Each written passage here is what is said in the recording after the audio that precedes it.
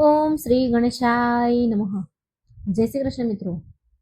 આજે આપણે હોળીની પૌરાણિક કથા ભક્ત પ્રહલાદની કથા આપણે સાંભળીશું. ભગવાન શ્રી હરિના નૃસિંહ અવતારની કથા. ખૂબ જ પવિત્ર કથા મિત્રો, પૂરા ધ્યાનથી મનથી સાંભળજો. વિડીયો સારો લાગે તો લાઈક કરજો, શેર કરજો ને આ ચેનલને સબસ્ક્રાઈબ કરી કમેન્ટ બોક્સમાં ભગવાનનું નામ જરૂર લખજો. ઓમ નારાયણ વિદ્મહે વાસુદેવાય ધીમહિ તન્નો વિષ્ણુ પ્રચોદયાત. જય શ્રી હરિ. કૌરવ પાંડવોના યુદ્ધ પહેલા ભગવાન શ્રી કૃષ્ણ દ્વારકા નગરીમાં બેઠા હતા. ત્યાં ફરતા ફરતા નારદ મુનિ આવ્યા. નારદને જોઈ વિષ્ણુનો અવતાર ભગવાન શ્રી કૃષ્ણ ખુશ થઈ ગયા, તેમનું સ્વાગત કર્યું. એ વખતે વાતો કરતા નારદજી બોલ્યા, હે ભગવાન, સાંચને ક્યારે આંચ નથી આવતી. તમે ભક્ત પ્રહલાદને હેમ ખેમ પારતો ઉતાર્યો હતો ને? કૃષ્ણની પટરાણી રૂક્ષ્મણી આ સાંભળીને બોલી, હે નારદ મુનિ, ભક્ત પ્રહલાદ કોણ હતા અને એને મહાપ્રભુએ કેવી રીતે ઉગાર્યા હતા? એ વાત જો આપ અર્થથી ઇતિ સુધી સંભળાવો તો અમને પણ પ્રહલાદ વિશે જાણવાનું મળશે. આ સાંભળી નારદ મુનિએ શ્રી કૃષ્ણની 16 રાણીઓને ભક્ત પ્રહલાદનું આખ્યાન કહેવા માંડ્યું. રૂડા દરબારે શોભતા વિષ્ણુ ભગવાન અપાર, જય વિજય ચોકી કરે ઉભા બની દરબાન. એકવાર ભગવાન વિષ્ણુ પોતાના દરબારમાં ઋષિ મુનિઓની વાતો સાંભળવા બેઠા હતા. ત્યાં જ બ્રહ્માના પુત્ર સનકા ઋષિ આવી ચડ્યા. તેઓ અંદર જવા લાગ્યા કે જય વિજય તેમને અટકાવ્યા. એ જ સનક ઋષિ ગુસ્સામાં આવી ગયા અને બોલ્યા, તમે દ્વાર પાળો, અમને ઋષિઓને અટકાવશો? ક્ષમા કરજો મુનિરાજ, પરંતુ મહાપ્રભુ અત્યારે એકાંત ગોશિષ્ઠ કરી રહ્યા છે. અદાદિક ઋષિ બોલ્યા, અરે હલકી બુદ્ધિના દ્વાર પાળો, ભગવાન જો આ રીતે બીજાઓને અટકાવીને ગોષ્ઠી કરશે તો અમારું શું થશે? તમે રોજ નારાયણની નજીક છો, છતાં તમારામાં આસુરી બુદ્ધિ આવી? તો જાઓ, પૃથ્વી પર રાક્ષસ થઈને પડો. ઋષિઓનો શ્રાપ સાંભળીને જય વિજય દ્વારપાળ ધ્રુજી ગયા અને સનક ઋષિની માફી માંગવા લાગ્યા. એટલામાં ભગવાન વિષ્ણુ ત્યાં પ્રગટ થયા. જય વિજય ભગવાનના પગમાં પડ્યા, બોલ્યા, કૃપા કરો નાથ, કૃપા કરી અમને મહામુનિના શ્રાપમાંથી ઉગારી લો. ભગવાન બોલ્યા, શ્રાપ ક્યારેય ખાલી જતો નથી. જો ઋષિઓ અમને આપે તો અમારે પણ ભોગવવો પડે, તો પછી તમે કઈ રીતે ઉગરશો? હે પ્રભુ, જય વિજય બે હાથ જોડીને રડતી આંખે બોલ્યા, મહામુનિનો શ્રાપ અમે ભોગવવા તૈયાર છીએ, પરંતુ અમે આપના દર્શન વિના રહી જઈશું, એનું દુઃખ છે અમને. ભગવાન બોલ્યા, તમારા બેવની શું ઈચ્છા છે, કહો મને. જય વિજય બોલ્યા, હે ભગવાન, અમે બંને જેમ બને તેમ ઉતાવળે આપની સેવામાં આવવા માંગીએ છીએ. ભગવાન બોલ્યા, વિષ્ણુ ભગવાન કહે છે, તો સાંભળો, તમે મારી નિરંતર ભક્તિ કરશો તો 7 જન્મ દૂર રહેશો, અને વેરભાવ રાખશો તો 3 જન્મ દૂર રહેશો. બોલો, મારી ભક્તિ સાથે 7 જન્મ લેવા છે કે શત્રુ બનીને 3 જન્મ લેવા છે? આ સાંભળી બંને દ્વારપાળ અંદરો અંદર ચર્ચા કરતા નક્કી કરી નાખ્યું, પ્રભુની ભક્તિ કરીને પણ 7 જન્મ દૂર રહેવું, એના કરતા તો દુશ્મન રહીને 3 જન્મમાં જ પાછા પ્રભુ પાસે આવી જવું ઉત્તમ છે. એમ ગણી બે હાથ જોડીને બોલ્યા, હે ભગવાન, અમે 7 જન્મ સુધી આપના દર્શન સાથેની સેવાથી વંચિત રહેવા નથી માંગતા. અમે ભલે દુશ્મન બનવા તૈયાર છીએ, પરંતુ અમારો વધ પ્રભુ આપના હાથે થાય તો જ અમને મોક્ષ મળે. આ સાંભળતા જ ભગવાન વિષ્ણુએ બેવની વાત સ્વીકાર કરી તો જય વિજયને શાંતિ થઈ. પ્રભુ, વેરભાવથી પણ જો વૈકુંઠ મળતું હોય તો શ્રાપ ભોગવવા અમે તૈયાર છીએ. સનક ઋષિએ બેવની વાત સાંભળી અને લાગણી એમને આવી. સનક ઋષિને પણ એમનાથી લાગણી થઈ, એટલે તેમણે કહ્યું, વત્સ, તમારી પ્રભુ પ્રત્યેની ભક્તિથી અમને આનંદ થયો છે. જાઓ, હું તમારા પહેલા જન્મમાંથી મુક્તિ આપીશ. બીજા જન્મમાં હું મુક્ત કરીશ. માં લક્ષ્મી પણ બોલ્યા તો ભગવાન વિષ્ણુએ પણ કહી નાખ્યું, ત્રીજા જન્મમાં હું મુક્ત કરીશ. એ વિજયના એ પછી પૃથ્વી પર 3 અવતાર થયા હતા. પહેલો અવતાર હિરણ્યાક્ષ અને હિરણ્યકશ્યપુ. સનક ઋષિના શ્રાપથી બન્યા અસુર અવતાર. નરસિંહ રૂપે પ્રભુ પધાર્યા કરવા બેવનો ઉદ્ધાર. મોટો ભાઈ જય બન્યો હિરણ્યાક્ષ અને નાનો ભાઈ બન્યો હિરણ્યકશ્યપુ. નાનો ભાઈ હિરણ્યકશ્યપુ નાનો ગાદી સંભાળે તેવો થઈ ગયો. ત્યારે હિરણ્યાક્ષ ગાદીનો ભાર સોંપીને દેવોને જીતવા માટે નીકળી ગયો. છેવટે દેવોને ત્રાહિમામ પોકારાવીને તે પાતાળમાં જઈને બેસી ગયો. હવે હિરણ્યકશ્યપુ રાજકારભાર ચલાવવા લાગ્યો. એની બહેન હોલિકા તેની સાથે હતી. હિરણ્યાક્ષના ત્રાસથી દેવો વિષ્ણુ ભગવાન પાસે દોડી ગયા. એ વખતે હિરણ્યાક્ષે પાતાળમાં રહી પૃથ્વીને ધ્રુજાવા માંડી. પૃથ્વી હચમચી ઉઠી. તેને બચાવવા માટે ભગવાન વિષ્ણુએ વરાહ રૂપ ધારણ કર્યું અને હિરણ્યાક્ષને મારીને પૃથ્વીને ઉગારી લીધી. પોતાના ભાઈ હિરણ્યાક્ષના મોતથી હિરણ્યકશ્યપુ ખીજાઈ ગયો અને વરાહ રૂપી પોતાના ભાઈને મારનારને પૃથ્વી પર શોધવા લાગ્યો. એવામાં નારદ મુનિ તેને મળી ગયા. તેમણે હિરણ્યકશ્યપને એક સલાહ આપી, તારા ભાઈને મારવા માટે રામ નામનો જાપ કર. પરંતુ હિરણ્યકશ્યપુ એમ પોતાના ભાઈને મારનારનું નામ લે ખરો? છેવટે અમર થવા માટે તેને 60,000 વર્ષ સુધી બ્રહ્માજીનું તપ આરંભ્યું. આખરે બ્રહ્માને પણ આવવું જ પડ્યું. બ્રહ્માજી પ્રગટ થઈને બોલ્યા, માંગ વત્સ, શું જોઈએ છે? કહે છે હિરણ્યકશ્યપુ કહે છે, મારે અમર થવું છે, મને અમર બનાવો. હિરણ્યકશ્યપુની વાત સાંભળી બ્રહ્માજી બોલ્યા, હે અસુરરાજ, અમરત્વ અને મૃત્યુ એ મારા હાથની વાત નથી, પરંતુ હું તને અમર થવા જેવું એક વરદાન જરૂર આપી શકું છું, માટે ખૂબ વિચાર કરીને માંગજે. આ સાંભળી હિરણ્યકશ્યપુએ બુદ્ધિપૂર્વક વરદાન માંગ્યું, હે પ્રભુ, જો આપ મને અમર થવાનું વરદાન ન આપી શકો તો વરદાન આપો કે હું દિવસે ન મરું, રાતે ન મરું, મને કઈ લોખંડથી ન મારી શકે કે ન લાકડાથી મારી શકે, ન ઘરમાં મારી શકે કે ન બહાર મારી શકે. આમ કહ્યું એટલે બ્રહ્માજીએ તથાસ્તુ કહ્યું. બ્રહ્માજી તથાસ્તુ કહી અંતર ધ્યાન થઈ ગયા. હિરણ્યકશ્યપુ હવે નિર્ભય બની ગયો. તે પોતાના રાજમાં પાછો આવ્યો અને જોરદાર ઢંઢેરો પીટાવ્યો કે હવે પછી જો કોઈ રામનું નામ લેશે તો એને જાહેરમાં સૂળીએ ચડાવી દેવામાં આવશે. નગરજનો આ સાંભળી ડરી ગયા. એટલું જ નહીં, હવે કોઈ ભગવાનનું નામ બોલવાની હિંમત પણ ન કરતું.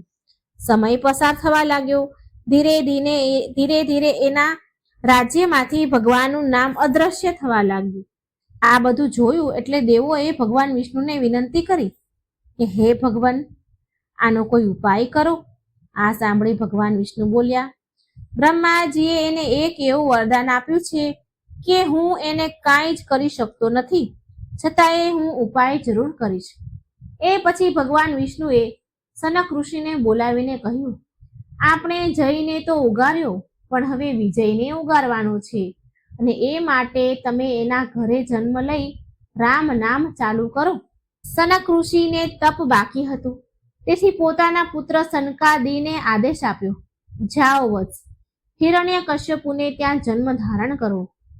પિતાની આજ્ઞા મળતા સનકાદિ પૃથ્વી પર આવ્યા. એ વખતે હિરણ્યકશ્યપુની પત્ની તારાએ ગર્ભ ધારણ કર્યો હતો, એટલે સનકાદિ તારાના ઉદરમાં ગર્ભમાં પહોંચી ગયા. પૂરા 9 માસે તારાને પ્રસવ પીડા ઉપડી, બાળકનો જન્મ થયો. એ જ આપણા આખ્યાનનો નાયક ભક્ત પ્રહલાદ છે. સનકાદિ પૃથ્વી પર અવતર્યા. તારાને પેટ હિરણ્યકશ્યપુને નરસિંહે પહોંચાડ્યો ઠેઠ. પ્રહલાદનો જન્મ થતા આખા નગરમાં આનંદ આનંદ થઈ રહ્યો હતો. હિરણ્યકશ્યપુએ પોતાના પુત્ર જન્મની ખુશાલીમાં 15 દિવસ સુધી રાજ્ય તરફથી દાવત આપી. પ્રહલાદ ધીરે ધીરે 5 વર્ષનો થયો ત્યાં તેણે રામનું નામ ચાલુ કરી દીધું. એ જોઈ તારા ડરી ગઈ. તેણે પ્રહલાદને સમજાવવાની કોશિશ કરી કે બેટા પ્રહલાદ, તું રામનું નામ ના લે, તારા પિતાજી તને મારી નાખશે. પ્રહલાદ કહે, ભલે મારી નાખે માં, પણ હું રામનું નામ ક્યારેય નહીં છોડું. શિર જાવે તો ભલે જાવે, મારા રામનું નામ ન જાવે. પ્રહલાદ કહે છે, હે માતા, ભલે મને મારા પિતાજી મારી નાખે, પણ હું મારા રામનું નામ નહીં છોડું. માં બોલી, પરંતુ બેટા, રામનું નામ તારા પિતાજીના હુકમથી લેવાતું નથી. અહીં તો તારા પિતાનું નામ લેવું પડે છે. તારા પિતા જ આ નગરના રામ છે. પ્રહલાદ કહે છે, ના માતાજી, મારા પિતા રામ નથી. માં બોલી, આવું તું કેવી રીતે કહે છે વત્સ? આવું કેમ બોલે છે? પ્રહલાદ કહે છે, માતા, થોડા દિવસ પહેલા જ હું નગરમાં એકલો ફરવા માટે નીકળ્યો હતો. એ વખતે હું ફરતો ફરતો કુંભાર વાસમાં ગયો. ત્યાં એક કુંભાર અને કુંભારણ રામનું નામ જપતા હતા. એ જોઈને મેં એમને પૂછ્યું, તમે રામનું નામ કેમ જપો છો? મારા પિતાનું નામ કેમ નથી જપતા? આ સાંભળી માતા, કુંભાર બોલ્યો, ક્ષમા કરજો કુંવર, આ અમે માટીના વાસણ પકાવવા માટે આ ખડકલો ખડક્યો છે, નિભાડો કર્યો છે. તેમાં એક બિલાડી એના બચ્ચાને લઈને છુપાઈ ગઈ હતી. એની અમને ખબર ન રહી અને અમે એ નિભાડો સળગાવ્યો. એટલે આ સળગતા ભઠ્ઠામાં બિલાડી અને તેના બચ્ચાને એકમાત્ર રામ જ બચાવી શકે તેમ છે. એ કારણે અમે રામનું નામ લઈએ છીએ. પ્રહલાદ કહે છે, માતા, આ સાંભળી મને બહુ નવાઈ લાગી. છેવટે ત્રીજા દિવસે નિભાડો ખોલ્યો, એટલે કે જે ભઠ્ઠો હતો માટલા પકાવવાનો, એ ખોલ્યો. ત્યારે હું કુંભારના ઘરે પહોંચી ગયો. એ ભઠ્ઠો સળગીને ઠંડો પડી ગયો હતો. એમાંથી રાખ નીકળી હતી. કુંભાર અને કુંભારણે ધીરે ધીરે એ ભઠ્ઠાની જે રાખ હતી એને ખોલ્યું. પકાયેલા માટીના વાસણ ઉકેલીને બહાર કાઢવા માંડ્યા. ત્યાં એક માટલું એકદમ કાચું રહી ગયું હતું. આટલે મોટા ભઠ્ઠામાં માતા બધા જ માટલા પાકી ગયેલા, એક માટલું કાચું રહી ગયું હતું. એ વચ્ચેનું કાચું માટલું જ્યાં બહાર કાઢ્યું, તેમાંથી પેલી બિલાડી અને તેના બચ્ચા જીવતા બહાર નીકળીને ચાલ્યા ગયા. બસ માતા, એ પછી મને સમજાઈ ગયું છે કે મારા પિતા કરતા પણ રામનું નામ મોટું છે.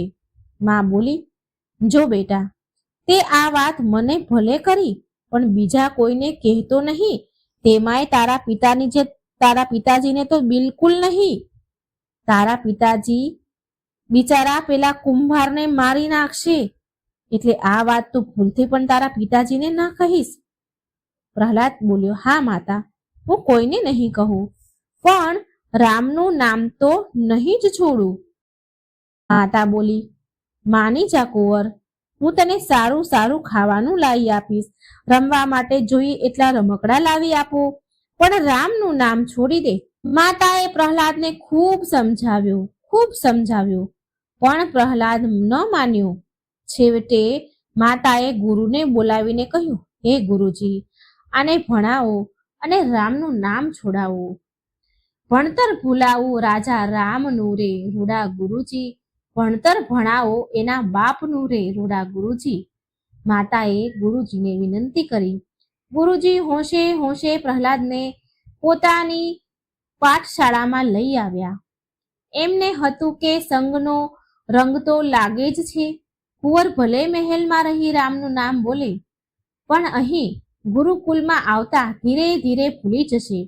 વળી જેમ કુમળા ઝાડને વાળવું હોય તેમ વળે જ છે ને. એટલે ગુરુજીને કોઈ ચિંતા ન હતી.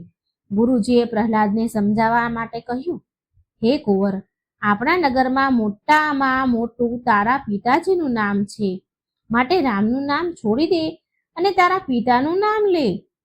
નહીં ગુરુજી, પ્રહલાદ કહે છે, નહીં નહીં ગુરુજી, આ જગત પર મોટામાં મોટું નામ તો મારા રામનું જ છે. તેને હું કોઈ રીતે છોડવાનો નથી, અને ભજતા ભલે હું ખતમ થઈ જાઉં, રામનું નામ લેતા ભલે હું ખતમ થઈ જાઉં. અને ગુરુજી, હું તમને પણ એટલું તો જરૂર કહીશ કે આ જગત મિથ્યા છે, માત્ર રામનું નામ સત્ય છે. કુંવર, આ હઠ છોડી દે. હું તને હાથી, ઘોડાને પાલખી અપાવું. ગુરુજી ઘણું મનાવે છે. હાથી, ઘોડા, પાલખી जय राम का नाम की। हे गुरुदेव, प्रहलाद कहे छे, हे गुरुदेव, जे मूढ़ मतीनो, कनिष्क बुद्धिवाळो, अन्यायनो खानारो અને વિષય વાસનાનો ભોગી હોય તેને આવી લાલચો ડગાવે છે, માટે મને એવી લાલચ ન આપશો. મેરું ડગશે પણ મારું મન ક્યારેય નહીં ડગે. ગુરુજીએ પ્રહલાદને ઘણો સમજાવ્યો, પરંતુ પ્રહલાદ મક્કમ હતો, એટલે કંટાળીને ગુરુજીએ હિરણ્યકશ્યપુને બધી વાત કરી. ગુરુજીએ હિરણ્યકશ્યપુને કહ્યું, હે રાજન, હું તમારા રાજકુંવરને નહીં ભણાવી શકું. હિરણ્યકશ્યપુ કહે છે, કેમ? શું થયું? ગુરુજી કહે છે, રાજન, રાજકુંવર તો રામનું નામ લે છે. ગુરુજી કહે છે, રાજકુંવર તો રામનું નામ જ રટ્યા કરે છે. કેટલું કેટલું સમજાવ્યા છતાં પણ એ માનતા નથી. તો હિરણ્યકશ્યપુ કહે છે, તો તમે એને સમજાવો. ગુરુજી કહે છે, કુંવર કોઈ રીતે સમજતા નથી. અને રાજન, જેમ પારસમણીના સંગથી કથિર પણ કંચન બની જાય છે, એમ કુંવરના સંગથી ભણવા આવતા બીજા બાળકો પણ કુંવરનું જોઈને રામનું નામ બોલતા થઈ જશે. આ સાંભળી હિરણ્યકશ્યપ તો ખૂબ ગુસ્સે થયો, ખીજાઈ ગયો. તેણે હાકલ મારતા સિપાહીઓ હાંક મારી અને હાંક મારતા સિપાહીઓ દોડી આવ્યા. રાજાએ સિપાહીઓને હુકમ કરતા કહ્યું કે પ્રહલાદને પકડીને દરબારમાં હાજર કરો. સિપાહીઓ પ્રહલાદને લઈને આવ્યા એટલે પ્રહલાદ બે હાથ જોડીને બોલ્યો, કહો પિતાજી, આપ શા માટે ગુસ્સે થયા છો? ગુસ્સો કરવો એ તો કાયરતાની નિશાની છે. આપ તો મહાન છો અને મહાન માણસ ક્યારે ગુસ્સો નથી કરતા. આ સાંભળી હિરણ્યકશ્યપુ જરા શરમાઈ ગયો, ભોંઠો પડ્યો, પરંતુ દૈત્યોનો દરબાર હતો ને, એટલે આ બધું જવા દઈ હિરણ્યકશ્યપુ ગરજી ઉઠ્યો. આ બધી ખોટી વાત મૂકી દે અને કહે કે તું રામનું નામ શા માટે લે છે? પિતાજી, રામનું નામ લેવાથી તો પાપીઓ પણ પવિત્ર બની જાય છે, માટે તમે પણ મારી જેમ રામનું નામ લઈ ભવસાગર તરી જાઓ. હિરણ્યકશ્યપુ બોલ્યો, ચૂપ રહે છોકરા. દૈત્યરાજ ખીજાઈ ગયા.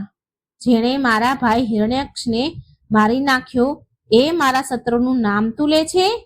નહીં નહીં, હું કોઈ રીતે આ સહન નહીં કરું. તું પણ એનું નામ છોડી દે. પ્રહલાદ કહે છે, નહીં પિતાજી, હું કોઈ પણ રીતે રામનું નામ છોડવા તૈયાર નથી. પ્રહલાદે એકદમ નિડરતાથી જવાબ આપ્યો. હિરણ્યકશ્યપુએ કહ્યું, હું તને મારી નાખીશ. પ્રહલાદ કહે છે, મારનાર કરતા તો જીવાડનાર મોટો છે પિતાજી. પ્રહલાદની નિડરતાથી હિરણ્યકશ્યપુ કાળઝાળ બની ગયો, કારણ કે એની દૈત્ય બુદ્ધિ એને સતત ઉશ્કેરતી હતી. એને સારા નરસાનો ભેદ પામવાની કોઈ ક્ષણ પણ આપતી ન હતી. તેથી તેણે પોતાના સિપાહીઓને હુકમ કર્યો કે જાઓ, આ પ્રહલાદને દરિયામાં ફેંકી દો, જેથી ડૂબીને મરી જાય. સિપાહીઓ પ્રહલાદને લઈ દરિયા કિનારે આવ્યા અને ઊંડા દરિયામાં ફેંકી દીધો. પરંતુ રામનો બંદો ડર્યો નહીં. તે રામના નામે તરવા લાગ્યો. રામ નામે પથરા તર્યા, લઈને રામનો આહલાદ. એવો ભક્ત તર્યો પ્રહલાદ, ઈશ્વરનો ભક્ત પ્રહલાદ દરિયામાંથી તરતો તરતો બહાર આવ્યો. સિપાહીઓએ જઈને હિરણ્યકશ્યપુને બધી વાત કરી. તેની બુદ્ધિ ફરીથી બગડી. તેણે પોતાના સિપાહીઓને હુકમ કર્યો, જાઓ, તેને ઊંચા પર્વત ઉપરથી ફેંકી દો. સિપાહીઓ દોડ્યા અને પ્રહલાદને લઈને ઊંચા પર્વત ઉપર ચડવા લાગ્યા. એ વખતે એક સિપાહીએ સમજાવવા લાગ્યું, કહ્યું કે હે કુંવર, તમારા પિતાજી આટલા બધા ગુસ્સે છે, ખીજાય છે, તો શા માટે એમના શત્રુનું નામ લો છો? છોડી દો ને રામનું નામ અને પિતાજીની ગાદી ભોગવીને આનંદ કરો. આ સાંભળી પ્રહલાદ કહે છે, ભાઈઓ, તમે આવું બોલો છો એમાં તમારો વાંક નથી, કારણ કે જેવો આહાર તેવો વિહાર. તમે માંસ ખાઓ છો, તેથી તમારી બુદ્ધિ બગડી ગઈ છે. તમને સારા નરસાનું ભાન થતું નથી. તમને હવે હું સલાહ આપું છું કે એકવાર તમે જગતના પાલનહાર ભગવાનના નામનું રટણ કરો, તમને જરૂર આત્માની શાંતિ મળશે. બિચારા સિપાહીઓ ચૂપ થઈ ગયા અને પ્રહલાદને લઈ ઊંચા પર્વત પર લાવી ઉપરથી નીચે ફેંક્યો. પરંતુ પ્રહલાદને મરવાની ક્યાં બીક હતી? એણે તો રામના નામનું રટણ ચાલુ જ રાખ્યું. પરિણામે તે બચી ગયો. પ્રહલાદ પર્વત પરથી ગડબડતો નીચે આવ્યો. તેનાથી સિપાહીઓ અચંબામાં પડી ગયા.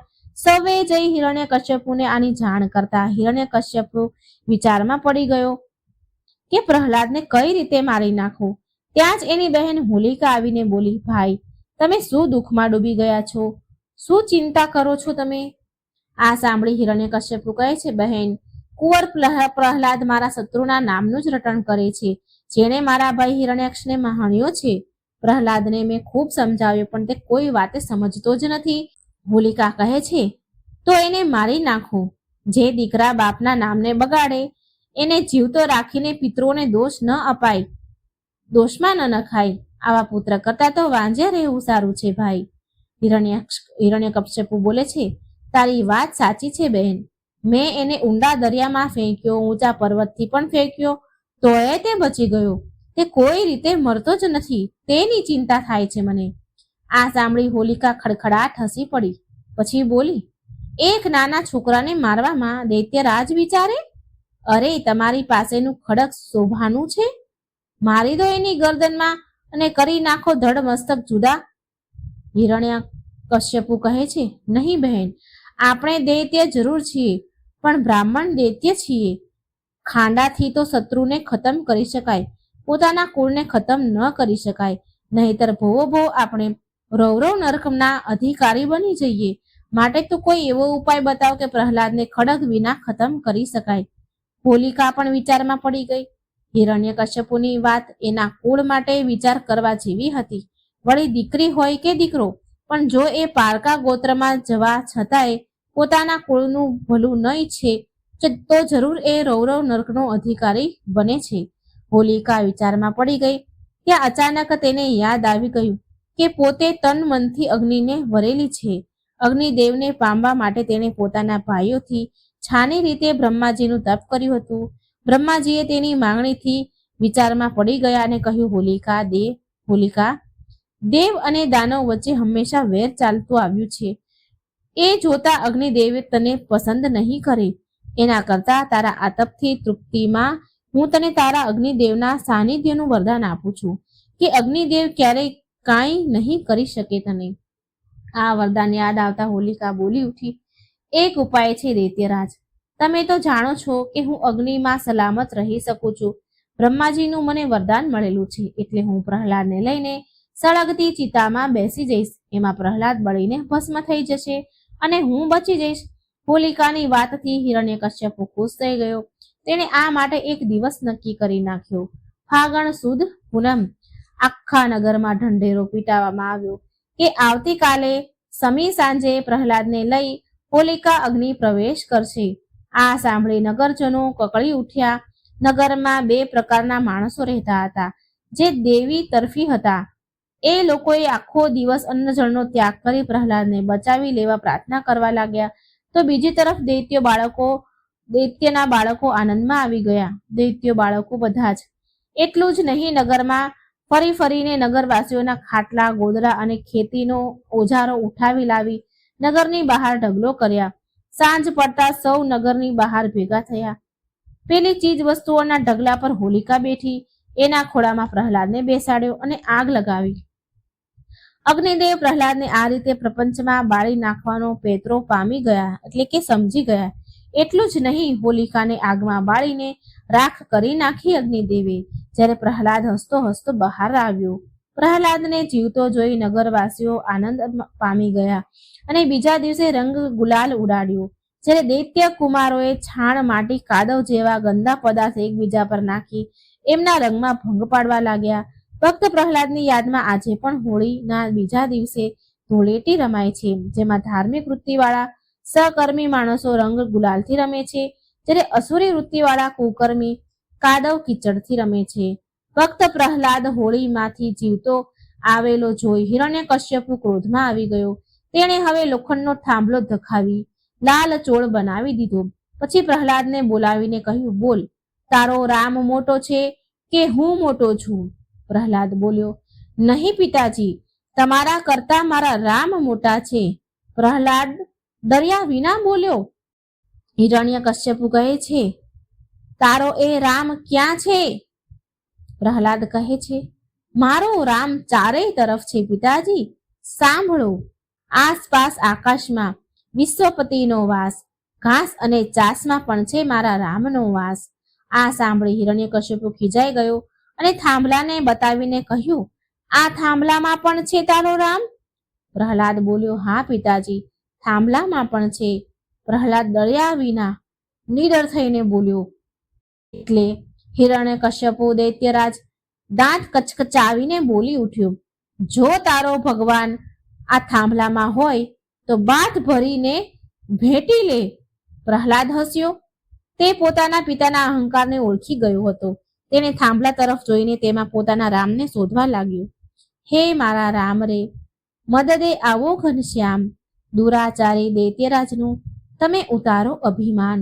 પ્રહલાદે બધું ભૂલીને પોતાના રામનું રટણ ખરા મનથી કરવા માંડ્યું. અહીં ભાવિક ભક્તો માટેની ભક્તિનું એક સાચું દ્રષ્ટાંત મળી રહે છે કે જો કોઈ સાચી લગ્નથી ઈશ્વરને પ્રાર્થના કરે છે તો એનો અવાજ ઈશ્વર સુધી જરૂર પહોંચે છે. એટલું જ નહીં, ઈશ્વરને આવવું જ પડે છે. એમ પ્રહલાદની પ્રાર્થના ઈશ્વર સુધી પહોંચી ગઈ. તેણે થાંભલા પર નજર નાખી તો અગ્નિથી ધગધગીને લાલચોળ બનેલા એ લોખંડના થાંભલા પર પદમ કીડીઓની હાર ચાલતી જોઈ. પ્રહલાદ એ જોઈ સમજી ગયો કે પોતાનો રામ થાંભલામાં હાજર થઈ ગયો છે. તેથી તેણે દોડીને થાંભલાને બાથ ભરી. તે સાથે જ એ થાંભલો કડ કરતો ફાટ્યો અને તેમાંથી એક નરસિંહ રૂપ બહાર નીકળ્યું.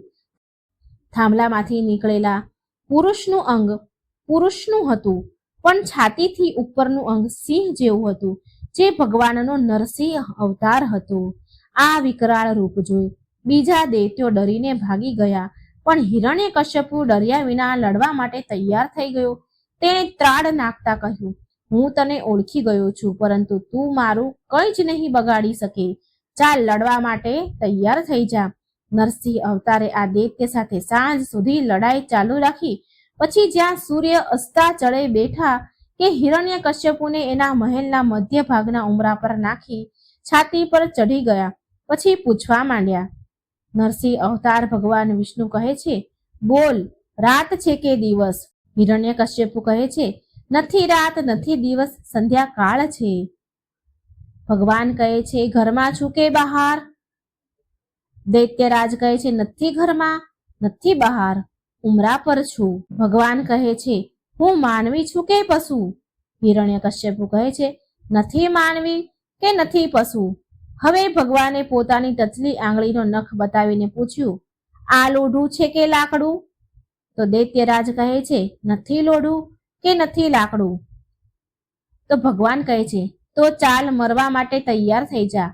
આમ કહી નરસિંહ અવતારે પોતાના નખથી એની છાતી ચીરી નાખી અને મારી નાખ્યો હિરણ્યકશ્યપુને. પછી પ્રહલાદના માથા પર હાથ મૂકીને પૂછ્યું, માંગ વત્સ, માંગે તે આપું. પ્રહલાદ કહે છે, બે હાથ જોડીને, હે ભગવાન, મારા પિતાજીના આત્માને મોક્ષ આપો. ભગવાને તથાસ્તુ કહ્યું. પ્રહલાદે કહ્યું, મારા નગરના સૌને વૈકુંઠમાં લઈ જાઓ. ભગવાન બોલ્યા, ધન્ય છે ભક્ત, તને ધન્ય છે. હું તારી ભક્તિથી પ્રસન્ન છું, પરંતુ અત્યારે તું નીતિથી રાજ્ય કરજે. તારું આયુષ્ય પૂરું થતા હું તને વૈકુંઠમાં જરૂર લઈ જઈશ. તારા નગરવાસીઓને પણ એમના આયુષ્ય પ્રમાણે જીવન પૂરું થતા વૈકુંઠમાં લઈ જઈશ. આમ કહી નરસિંહ અવતાર ભગવાન વિષ્ણુ અંતર ધ્યાન થઈ ગયા.